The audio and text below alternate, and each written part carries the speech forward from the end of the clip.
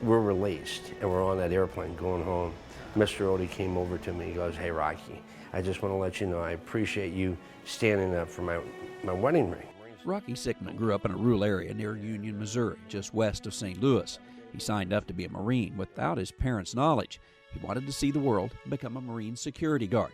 At 22 years of age, his first assignment in October of 1979 was at the embassy in Iran.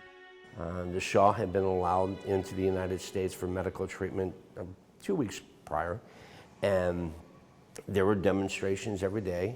Each day, more people were coming to the embassy to protest the United States' role in Iran. On the morning of November 4th, 1979, Rocky had just gotten off duty and was walking to the motor pool gate. Over top of my head was a camera to the front gate, and it had recall, which means report back immediately. And the demonstration was there, just like it had been for the last 2 weeks, chanting, although when I turned, they all started coming over the wall. Rocky ran for the front door of the embassy, where he saw one of the other Marine security guards preparing to lock the doors to protect the people, property, and documents inside. He was closing the door, saw me being chased, kept it open long enough for me to get in, closed it, and put a big bar down to where nobody could get in, nobody could get out. And so that's where we sat for the next 3 hours, waiting for the host government. The Iranian army had provided security outside the walls in prior days, but on November 4th, they simply melted into the crowd, allowing the surge of people to scale the walls. Rocky and some others eventually barricaded themselves at the top of the building, but when other U.S. personnel had been captured and their lives threatened, Rocky and the other guards were given the command to open the door.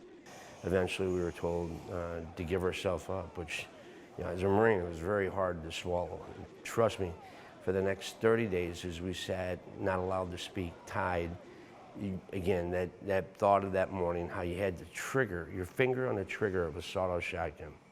You just wish that you would have pulled that trigger.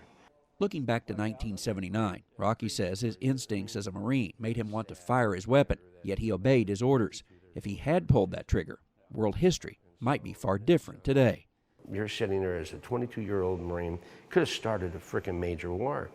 But again, you wonder, had we fired, they would have killed us all. We would have started the war on terrorism.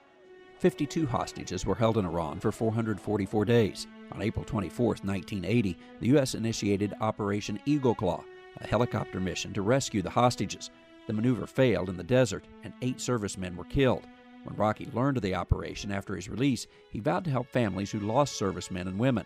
He today works with the organization Folds of Honor to help in that mission. Freedom is not free. I mean, that as we go to a baseball game, as we go to a carnival, a fair, that there's somebody around the world pointing a weapon at an enemy and making sure that we live. The ideals of the American flag are just some of the reasons Rocky Sickman became a Marine in the first place. It was those same ideals, memories of family, faith in God, that kept him going for 444 days in captivity. And yet today, it's those ideals that he shares with Americans and through the Folds of Honor program. Traveling the countryside in St. Louis, Missouri, I'm Andrew McCrae.